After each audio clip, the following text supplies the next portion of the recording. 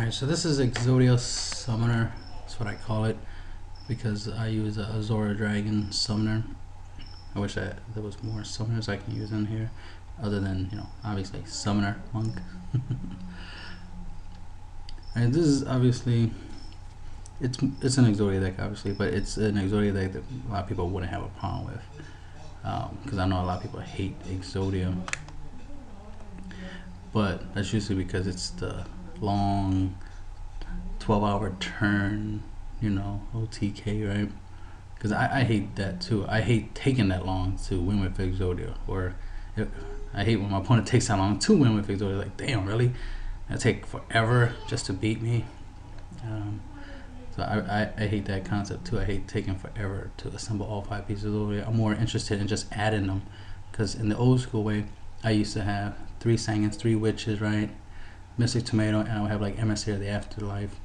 And you know, whenever they die, they bring out something. Then when it dies, it gives me a piece of Exodia, and I slowly assemble the pieces. So every turn I can summon something. I hate the being restricted to not being able to summon or put a monster, you know, for defense. Like the inability to defend myself long enough to assemble all 5 pieces tends to obviously be a problem. And if your opponent summons something like Notorious Beast or something, all those spell cards mean nothing because they could just negate them. Or if they have Horus level 8, you know what I mean? You get the idea. So this one is a little bit better. This is, you know, based off of an old school concept with new school cards. Obviously all 5 pieces of Exodia. Emissary of the Afterlife is when this card is sent from the field to the graveyard. Both players can add 1 level 3 or lower normal monsters from their deck to their hand. So obviously you grab a piece of Exodia. Then we got the new Azora Dragon Summoner. If this card is sent from the field to the graveyard, you can add 1 dragon, warrior, or spellcaster type normal monster from your deck to your hand. We're obviously going to use the spellcaster part, so we can add a piece of Exodia to our hand, because that's where Exodia needs to be, in our hand, right? Then I got Mega Equipped Warrior Arnis, because when she's destroyed by battle by an opponent's attacking monster and sent to the graveyard, you can special summon 1 spellcaster type monster with 1500 or less attack from your deck and face up defense position. You could obviously use this to get the head of Exodia onto the field, or obviously you get Dragon Summoner, because he's a spellcaster with 1500 attack. Summon him, he dies, he gets you a normal piece of Exodia. There's still no direct way of getting the head to the hand. Yeah, that's what she said, right? But you know, you have some way of like getting stuff. Of course, we have monster reincarnation, so if Warrior Arnis gets destroyed and you bring out the head of Exodia, then it gets destroyed. Well, in your following turn, you'll play monster reincarnation, discard any extra monster you have in your hand, and then just get the head of Exodia out of the graveyard and add it to your hand. So that helps. Plus, the idea is the monster for them to die, so supply unit obviously is in combo with them. So they die, you get to draw and you get to search. So you get 2 things in once. And you know, who doesn't like to draw, right? And then an Exodia deck, you pretty much need to draw, right? You need to draw into your combo pieces. Same goes for Flying Kamakiri, number 1. Its only job is either to defend you, to help you, you know, activate the effective supply unit, because you can summon it, attack your opponent. This monster, right, dies, you'll get a draw and a special summon out of it. You can summon, you know, obviously not Flying Kamakiri if you want. That way, when it's your opponent's turn, if he kills it, you just bring out another Kamakiri and you draw. So you know, I mean, you got 2 cards out of 1 monster, right? And then, you know, it helps, you know, defend you long enough. And then, like, if the second Kamakiri dies, you could just like make it, you know, you could just go into a Dragon Summoner, or you could just summon another Kamakiri. Doesn't matter, because when it dies, you'll bring out the summoner and you get to draw. And then when the summoner is destroyed, you know what I mean, you get a piece of Exodia. You know what I mean, it's just all about getting the pieces, but still be able to summon and do stuff, because you might need to XYZ summon, you know what I mean? You might need to make Exodia Knight, you know what I mean? So that's better than just straight up just 5 pieces of Exodia and a whole bunch of spells. Monster reincarnation, again, in case one of your pieces go to a graveyard, or you bring them out with bring out a piece with this effect, you could just add it right back to your hand. Bait Doll, MST, Regeki Break, Red Screen, my staples, you know what to do with them. Obviously, so that way you can battle, getting rid of them.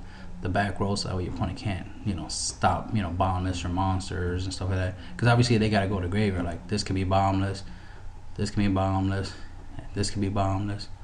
Kamakiri and Exodia pieces are the only thing that can't be bombless, but all these other things can be bombless, and it's like you don't want that because you don't get their effects if they get bombless. You want them to get their effects. I remember I had an emissary of the afterlife on the field, then I summoned another one. I paused, gave my opponent time to react, to respond. He didn't.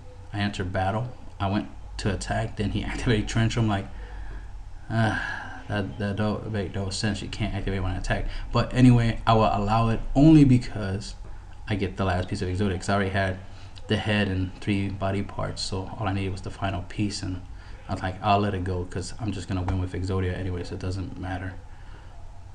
So let's see, Call of Haunted, obviously, so you can hoard the shit out of, Summoner, Dragon Summoner, and Emissary of the Afterlife, Arnis if you want, obviously Flying Kamakiri, even bring back Summoner Monk, and then use Summoner Monk by discarding any of your extra spells, like your extra supply unit you don't need, send it to the graveyard, and bring out your Dragon Summoner. It dies, you get your effects off.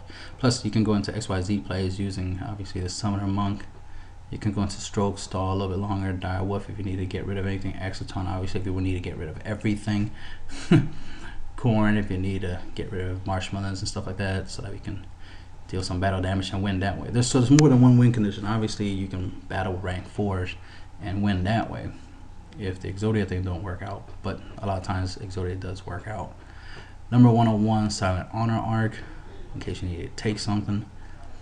In case there's a skill drain on the field, which can be a problem because it can prevent a lot of your monster's effects, then you could just go into an XYZ play if you can manage it, like a Call Haunted, level 4, Summon a 4 overlay, Golden Crazy Box. Now you have a 3000 beat stick you can beat your opponent down with. Because both Summoner Monks and the Emissaries are dark, you can go into a Key Beetle to protect your red screen, whatever, or your extra Summoner Monk, you know what I mean? And then keep using a Summoner Monk to slowly, because think about it, you make Key Beetle, right, to protect your red screen or something like that, right? Then you just keep one Summoner Monk on the field, and then every turn you pitch a spell to bring out a a Azora Summoner, a Dragon Summoner, and then every turn you'll summon one, summon one. That way, if your opponent wants to do anything to you, he has to bypass those Azora Summoners. But more likely, we all know what happens. He gets rid of them, like Dark Hole, Exoton, Black Rose, just even attacking them. You're just going to get the piece of Exodia and win just because of that. And that's the thing, you want to put your opponent in a position where if he attack, he's damn if he does, he's damn if he don't, right? If he attacks, he could lose. If he doesn't attack, he's going to lose because you'll just exceed into something and beat him with it. Utopia for more defense. Legusto Emerald just to draw in case you want to recycle your monsters.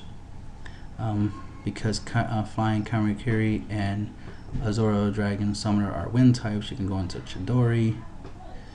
Number 103 Ragnar Zero just for the heck of it, because it lets you draw and gets rid of a monster at the same time. So this is good against like Fire Fist. You pop a Fire Fist monster, draw a card. In case you get 3 monsters on the field. Or you do the you summon a Summoner Monk, then you activate the second Summoner Monk's effect and summon another monster and exceed. You can go into Battle on the Sigma. And then of course I just threw 3 Lava Chains because putting the pieces of Exodia into the graveyard or on top of your hand is very useful because you'll have access to it. Actually, one using a Lava Chain, putting the last piece of Exodia, the head of Exodia, on top of my deck. So, and I had a supply unit, and I had a XYZ, which was Lava Chain in defense mode. So I had Lava Chain on the field, and I had supply unit. So if he destroyed by card effect or by battle, my Lava Chain, obviously I would get supply units effect, and I would have drew the last piece of Exodia 1. So he was damned. He clearly didn't have the MST. Plus, either way, if he didn't manage to find a way to OTK me that turn, I would have drew Exodia anyway. And that was the point. He knew I had game. And that's the end of the deck profile.